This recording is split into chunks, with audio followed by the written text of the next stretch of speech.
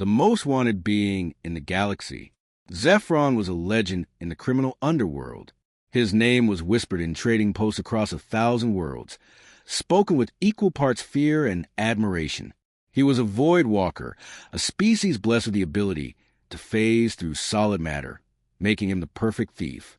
For 20 years, he had stolen from the most secure vaults in the Galactic Federation, taking treasures that were supposed to be impossible to steal. He had stolen the crown jewels of Altair from a vault protected by quantum locks. He had taken the sacred crystals of the Luminari from a temple guarded by warrior monks. He had even managed to steal a prototype starship engine from a military research facility that was supposedly impenetrable. Each theft added to his reputation, making him more feared and more wanted. The Galactic Security Council had placed a bounty on his head worth more credits than most planets generated in a year. Every bounty hunter, mercenary, and law enforcement agency was looking for him, but Zephron was careful. He never stayed in one place long. He never left evidence. He never got caught. The perfect score. Zephron sat in a dingy bar on the edge of Federation space, studying his latest target on a holographic display. The Meridian Diamond was the largest and most valuable gem in known space, worth enough to buy entire solar systems. It was currently held in the Central Federation Treasury on the capital world of Nexus Prime, protected by security systems designed by the best minds in the galaxy. It was, by every measure, impossible to steal, which was exactly why Zephron wanted it. He had spent 6 months planning this job. He knew every guard rotation, every sensor placement, every security protocol. He had bribed officials, planted false information, and created elaborate contingency plans. This would be his masterpiece, the theft that would cement his place in history. "You planning something big?" a voice asked beside him. Zephron looked up to see a human sitting on the next bar stool. Humans were relatively new to the Federation, admitted only 50 years ago. They were considered average by galactic standards, not particularly strong or smart or talented, just adequate. This human was unremarkable. Average height, brown hair, wearing simple clothes that looked well-worn. Nothing about him suggested he was anyone important or dangerous. "Just enjoy my drink," Zephron said carefully. He never discussed his work with strangers. The human smiled. "My name is Marcus Chun. I work as a cargo hauler. Boring job, but it pays the bills." He ordered a drink and sat back. "You know what I find interesting about this galaxy? Everyone is so focused on getting more. More wealth, more power, more status. Like it will make them happy." Zephron studied the human with new interest. "And you think that is wrong?" Marcus shrugged. "I think happiness does not come from what you have. It comes from what you give away." A philosophy that made no sense. Zephron laughed. "That is the stupidest thing I have ever heard. If you give everything away, you have nothing left." "Maybe," Marcus said, "but I have traveled to a lot of worlds, met a lot of species. The happiest people I have met are not the richest ones. They are the ones who help others, who share what they have, who make other lives better." Zephron shook his head. This human clearly did not understand how the universe worked. Wealth was power. Power was security. Security was survival. Taking what you needed was simply logical. "Let me tell you something," Zephron said. "I have seen every corner of this galaxy. I have been to worlds where beings live in luxury beyond imagination. They are happy. Trust me." Marcus smiled sadly. "Are they? Or are they just comfortable? There's a difference." Before Zephron could respond, alarms blared throughout the bar. Security forces were conducting a random sweep, checking identification and scanning for wanted criminals. Zephron cursed under his breath. He could phase through walls to escape, but that would reveal his identity and draw attention. Marcus stood calmly. "Come with me. I know a way out." Zephron had no better options, so he followed. Marcus led him to the back of the bar, down a service corridor, and out through a maintenance exit that the security forces had not covered. Within minutes, they were safely away. "Why did you help me?" Zephron asked, suspicious. Marcus smiled. "Because you needed help. That is what humans do." The heist begins. 3 days later, Zephron arrived on Nexus Prime. He had stolen a cargo hauler's identity and credentials, allowing him to land without triggering security alerts. The Central Federation Treasury was located in the heart of the capital city, a massive structure of metal and energy shields. Zephron spent 2 days conducting final reconnaissance, confirming that his information was accurate. Everything was in place. Tonight, he would make history. He approached the Treasury at midnight, when the security rotation changed, and there was a brief window of reduced coverage. Using his phasing ability, he passed through the outer walls like they were not there. The security sensors could not detect him when he was phased, making him essentially invisible. He moved through corridor after corridor, avoiding guard patrols and camera systems. The layout matched his intelligence perfectly. Within 30 minutes, he reached the central vault where the Meridian Diamond was kept. The vault was a masterpiece of security engineering. Quantum locks, biometric scanners, gravitational sensors, and energy fields all protected the diamond. But Zephron had planned for everything. He disabled systems one by one, using techniques he had perfected over decades of theft. Finally, the vault door opened. Inside, sitting on a pedestal of pure light, was a Meridian Diamond. It was even more beautiful than the images suggested, catching the light and refracting it into a rainbow of colors that seemed to fill the room. Zephron reached out to take it. This was the moment, the perfect theft, the score that would make him the most successful thief in galactic history. "I would not do that if I were you," a familiar voice said behind him. Zephron spun around. Marcus Chin stood in the vault entrance, wearing not a cargo hauler's clothes, but the uniform of Federation Security Inspector. The human smiled sadly. "You," Zephron said, feeling betrayed. "You were hunting me this whole time?" Marcus shook his head. "No, I was trying to save you." The truth about Marcus. "I am not just a security inspector," Marcus explained, his voice gentle. "I am part of a special unit that tracks major criminals.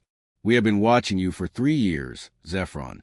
We knew you would eventually try for the Meridian Diamond. It was too perfect a target for you to resist." Zephron's mind raced, calculating escape routes. He could phase through the floor, disappear into the structure below. But something in Marcus's expression made him pause. "So arrest me," Zephron said. "Collect your bounty. Become a hero." Marcus sighed. "I do not want to arrest you, Zephron. I want to understand you. You are one of the most talented beings I have ever encountered.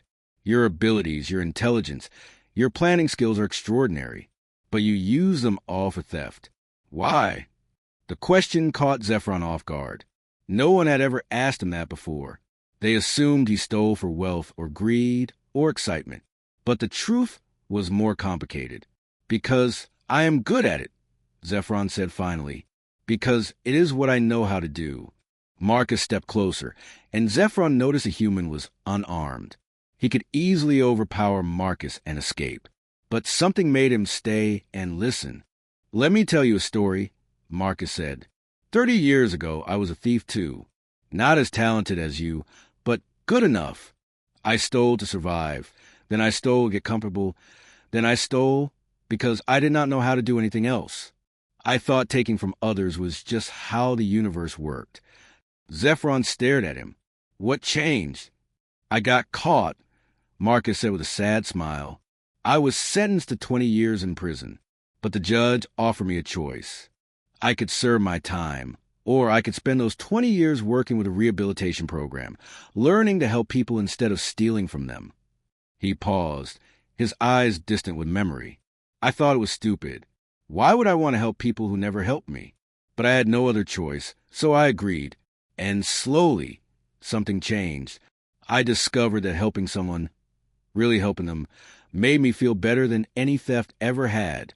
I learned that giving creates more happiness than taking ever could. An impossible choice." Zephron wanted to dismiss Marcus's story as naive human foolishness. But he could not ignore the fact that Marcus had tracked him successfully, had anticipated his every move, had caught him in the act of his greatest theft. This human was not foolish. "So what now?" Zephron asked. "You expect me to suddenly become a good person? Give up everything I am?" Marcus shook his head. "I expect you to make a choice. I can arrest you right now. You will spend the rest of your life in a maximum security prison designed specifically to hold beings with phasing abilities. Your legend will end in a cell. He stepped aside, leaving the path to the diamond clear. Or you can take the diamond, leave here, and continue your life as a thief. I will not stop you. Zephron could not believe what he was hearing. Why would you let me go? Because I want you to choose, Marcus said simply. Not because you are caught, not because you have no other option, but because you want to. If you take that diamond, you are choosing to continue as a thief. But if you walk away, you are choosing something different, something harder but better. Zephron looked at the Meridian diamond. It represented everything he had worked for, everything he was. Taking it would cement his legend forever. He would be the greatest thief in galactic history. But he would also be a thief. Nothing more. Forever defined by what he took from others rather than what he gave. What would happen if I walked away? Zephron asked quietly. Marcus smiled. Then we talk. You would face justice for your past crimes. Yes. But I would testify that you chose to stop, that you recognized there was a better path. The courts would consider that. And after, there are programs, opportunities for beings with your skills to help rather than harm. Programs run by naive humans who think giving is better than taking, Zephron said, but there was less edge to his voice. Programs run by beings who learned that lesson the hard way. Marcus corrected gently. Some of them were thieves like you. Some were worse. But they all discovered that true wealth is not measured in credits or jewels. It is measured in lives you improve, people you help, good you create in the universe. Zephron stood there for a long moment, staring at the diamond. Every instinct told him to take it and run, to escape and continue his life as the galaxy's greatest thief. But a small voice, one he had been ignoring for years, whispered that maybe, just maybe, the human was right. The hardest choice. Zephron reached out toward the diamond. Marcus did not move, did not try to stop him. Zephron's fingers were centimeters away from the perfect gem when he stopped. He thought about his life. 20 years of running, hiding, always looking over his shoulder. 20 years of brief highs after successful thefts, followed by emptiness. 20 years of being alone because he could never trust anyone, never let anyone close. He thought about Marcus's words. About happiness coming from what you give away rather than what you take. It sounded impossible, contradicted everything he had learned. But Marcus had been a thief too. Marcus understood. And Marcus had chosen differently. Slowly, Zephron lowered his hand. He stepped back from the diamond. I choose to walk away, he said quietly. Marcus's smile was genuine and warm. That took more courage than any theft you have ever accomplished. Security forces arrived moments later, summoned by Marcus's signal. They placed suppression cuffs on Zephron that prevented him from using his phasing ability. He was officially under arrest for countless crimes across the galaxy. But as they led him away, Zephron felt something unexpected. Not regret, not anger, but relief. For the first time in 20 years, he was not running. He was facing his choices and accepting their consequences. And somehow, that felt more freeing than any successful theft had ever been. Part 2, The Path of Redemption. Learning to give. The trial lasted 3 months. Zephron faced charges from 17 different planetary governments, each one representing years of theft and deception. The prosecution presented overwhelming evidence. The defense had little to work with except Marcus's testimony that Zephron had chosen to stop. The judges deliberated for 2 weeks. When they returned with their verdict, Zephron stood to hear his fate. He was found guilty of all charges, sentenced to 30 years in prison. But the sentence came with a condition. He could serve his time in traditional confinement, or he could participate in the rehabilitation and restitution program that Marcus had described. Zephron chose the program. He was assigned to work with disaster relief teams across the Federation. His phasing ability, which he'd used to steal for 2 decades, would now be used to save lives. He could phase through collapsed buildings to reach trapped victims, pass through toxic environments to deliver supplies, access areas that were impossible for others to reach. The first assignment was brutal. A massive earthquake had devastated a colony world in the Outer Rim. Thousands were trapped under rubble, and conventional rescue methods were too slow. Zephron's team arrived with emergency equipment and medical supplies. "Your job is simple," Marcus explained. He had volunteered to supervise Zephron's initial assignments. Phase into collapsed structures, locate survivors, mark their positions so rescue teams can extract them safely. Save as many lives as possible. Zephron descended into the ruins of a collapsed apartment complex. He phased through twisted metal and broken concrete, moving through the destruction like a ghost. In the darkness, he heard sounds. Crying, calling for help, prayers in languages he did not speak. He found a family trapped in an air pocket 3 stories down. A mother protecting 2 young children, all of them injured and terrified. Zephron marked their location and moved on, finding more survivors, more people who would die without help. The rescue took 48 hours. Zephron worked without sleep, phasing through structure after structure, finding the trapped and guiding rescuers to them. His body ached from exhaustion. His phasing ability was pushed to its limits, but he kept going because people were depending on him. When it was over, they had saved 347 lives. The colony's governor thanked the rescue team personally, tears in his eyes as he grasped Zephron's hand. "You saved my daughter," the governor said quietly. "She was trapped in her school. Without you, we would never have found her in time. Thank you." Zephron did not know what to say. No one had ever thanked him before. In his life as a thief, gratitude was foreign. But standing there, looking at the governor's genuine appreciation, feeling the weight of knowing his actions had saved a child's life, something shifted inside him. Marcus put a hand on his shoulder. "How does it feel?" "Exhausting," Zephron admitted. "Painful. Difficult." He paused, searching for words. "But also right. Like maybe this is what I should have been doing all along, facing his victims." The rehabilitation program was not just about using his skills to help. It also required Zephron to face the consequences of his past actions. Over the following months, he was brought before victims of his thefts, people whose lives he had impacted with his crimes. The first meeting was with the Luminari whose sacred crystals he had stolen. They were a spiritual species, deeply connected to their religious artifacts. Zephron had studied them as targets, learning their security systems and weaknesses.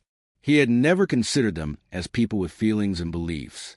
The high priest of the Luminari temple sat across from him in a mediation chamber. "Do you understand what you took from us?" the priest asked, his voice heavy with sadness. Zephron had rehearsed apologies, prepared statements. But facing the priest's grief-filled eyes, all the prepared words fell hollow.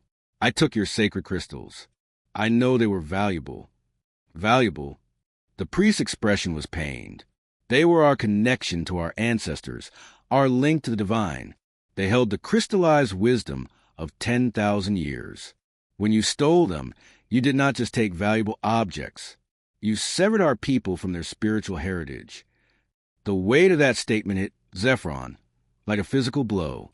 He had spent weeks planning that theft, celebrating its success, selling the crystals to a collector who saw them only as rare artifacts. He had never once considered what they truly meant. The crystals were recovered eventually, the priest continued, but they had been handled by those who did not understand their sacred nature, stored improperly, damaged by ignorance. We got them back, but they were changed, diminished. Zephron felt shame in a way he had never experienced. "I am sorry," he said, and he meant it. "I cannot undo what I did. I cannot restore what was lost. But I am sorry." The priest studied him for a long moment. Apology is a beginning, but redemption requires more than words. It requires change, action, proof that you have become someone different. Making amends. Over the next year, Zephron worked on dozens of disaster relief missions.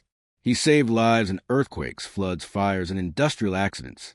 He used his phasing ability to reach the unreachable, help the helpless, give hope to the desperate. But Marcus pushed him further. "Saving lives is important," the human explained. "But redemption also means making amends to those you hurt. Your victims deserve restitution."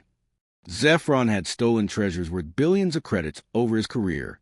Most had been sold or traded, scattered across the galaxy. Recovering them would be impossible. But Marcus had a different idea. "You know the criminal underworld better than anyone," Marcus said. "You know how smuggling networks operate, where stolen goods are fenced, who the major players are. Use that knowledge to help us recover stolen artifacts and return them to their rightful owners." Zephron became a consultant for Federation security, helping them track down thieves and smugglers. He provided intelligence that led to the recovery of hundreds of stolen items. It was strange, working on the other side of the law, but it felt right in ways his thefts never had. One mission brought him back to Altair, where he had stolen the crown jewels years earlier. The royal family had never recovered the complete collection. 3 pieces remained missing, scattered among private collectors. Zephron used his old contacts to trace the missing jewels. It took 3 months, but he eventually located all 3 pieces. The Federation negotiated their return, and Zephron personally delivered them to the Altair Royal Palace. The Queen of Altair met him in the throne room. She was elderly, her crystalline wings dimmed with age. "You are the one who stole these from us," she said. Not a question, but a statement. "Yes, Your Majesty," Zephron admitted, "and I am the one returning them. It does not undo my crime, but I hope it helps." The Queen studied him carefully. "You know what the crown jewels represent? They are not just valuable objects. They are symbols of our culture's continuity, passed down through 300 generations. When you took them, you broke that chain." Zephron bowed his head. "I did not understand that then. I saw only value, not meaning. I was wrong." The Queen was silent for a long moment. Then she did something unexpected. She placed one of her aged hands on Zephron's shoulder. "The fact that you can admit that you understand the harm you caused suggests you have changed. True nobility is not found in never making mistakes. It is found in having the courage to make things right. A new purpose." 3 years into his rehabilitation, Zephron had become someone completely different from the legendary thief. He had saved over 1,000 lives in disaster relief work. He had helped recover countless stolen artifacts. He had faced his victims, apologized, and tried to make amends. Marcus visited him regularly, monitoring his progress. During one meeting, the human smiled and said, "You have exceeded every expectation. The Federation Security Council is prepared to recommend early completion of your rehabilitation." Zephron was surprised. "Early completion? I have served only 3 years of my 30-year sentence." "You have done more good in 3 years than many beings do in a lifetime," Marcus explained. "You have proven that you have changed, that you are committed to helping rather than harming. The Council believes you have earned a second chance at freedom." Freedom. Zephron had once thought freedom meant the ability to go anywhere, take anything, answer to no one. But he had learned a different kind of freedom. The freedom that came from living without guilt, from knowing his actions help rather than hurt, from sleeping without fear capture. "If I am released," Zephron asked, "what would I do?" Marcus smiled. "That is up to you. But I have a suggestion. The disaster relief program needs experienced team leaders. Beings who understand how to use unique abilities to save lives. You could train others, lead missions, continue the work you've been doing." Zephron thought about that. He could return to his old life, use his skills for profit, but the idea made him feel empty. Or he could continue this new path, use his abilities to help people who needed it. "I would like to continue the work," Zephron said. "If they will have me." "They will," Marcus assured him. "You have earned that opportunity." The true wealth. 5 years after his trial, Zephron stood on a disaster site on a remote colony world. A fire had swept through the settlement, destroying homes and trapping families.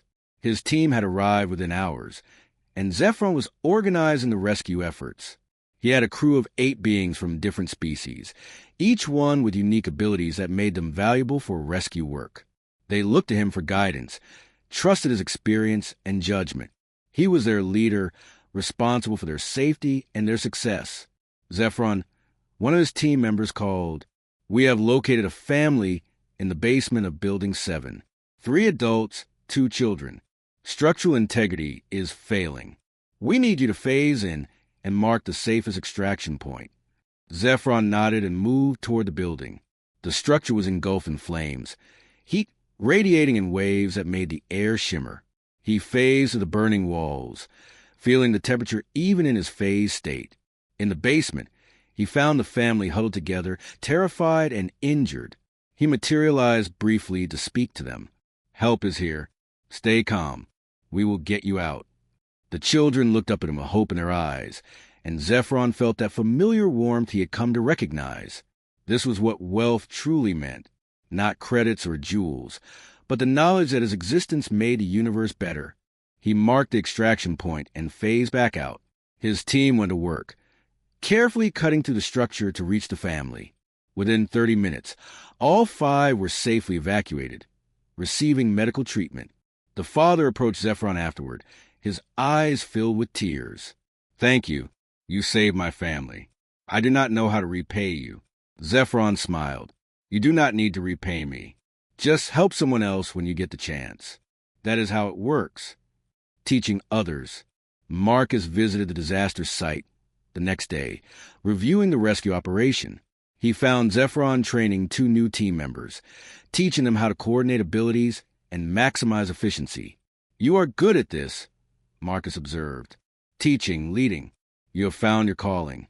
Zephron looked at his team, at the colony they had helped save, at the lives they had protected. "You were right, back in that vault, when you said giving creates more happiness than taking. I thought you were crazy." Marcus laughed. "I remember. You called it the stupidest thing you had ever heard." "I was wrong," Zephron admitted. "Taking gives you temporary pleasure, but it leaves you empty. Giving, helping, making a real difference in someone's life, that creates something lasting. I understand that now." They stood together in comfortable silence, watching the colony begin rebuilding. The destruction from the fire was extensive, but the community was working together, supporting each other, healing. "I need to tell you something," Marcus said. "The Federation Security Council has officially completed your rehabilitation. You are no longer under any legal restrictions. You are free." Zephron processed that information. After everything, he was truly free. He could go anywhere, do anything, and if I choose to stay with the disaster relief program, then you'll be doing it by choice, not because you're required to, Marcus said. "That makes all the difference." Zephron thought about his options. He could return to a life of taking, using his abilities for personal gain. But that path no longer held any appeal. He had discovered something more valuable than all the treasures he had ever stolen. "I choose to stay," Zephron said. "This work, helping people, leading rescue missions, training others to use their abilities for good, this is what I want to do." Marcus smiled warmly. "Then welcome to the team, not as a criminal serving a sentence, but as a valued member making a difference." The greatest theft and the greatest gift. Years later, Zephron became one of the most respected disaster relief coordinators in the Federation. He led hundreds of missions, saved thousands of lives, and trained dozens of beings to use their unique abilities for rescue work. He occasionally received messages from people he had helped, families whose lives he had saved, communities he had protected, beings who were alive because of his actions. Each message reminded him that he had made the right choice. One day, he received an invitation to speak at the Federation Academy, where young beings were training for various service careers. He stood before an audience of hundreds and told his story. "I was the most wanted thief in the galaxy," he began. "I stole treasures worth billions. I was legendary, feared, and alone. I thought taking from others made me powerful, made me successful." He paused, looking at the young faces watching him. "Then I met a human who taught me something that changed everything. He taught me that true wealth is not what you take, but what you give. That happiness comes from helping others, not harming them. That using your abilities to save lives matters more than using them to steal treasures." A student raised her hand. "Do you ever regret giving up your old life? You were successful, wealthy, famous." Zephron smiled. "I regret the harm I caused. I regret the years I wasted taking from others. But I do not regret changing. The life I have now, helping people, making a real difference, is worth more than all the treasures I ever stole." After the speech, Marcus found him in the hallway. The human had aged, his hair now gray, but his eyes still held that same warmth and wisdom. "You spoke well," Marcus said. "I think you reached some of them." "I hope so," Zephron replied.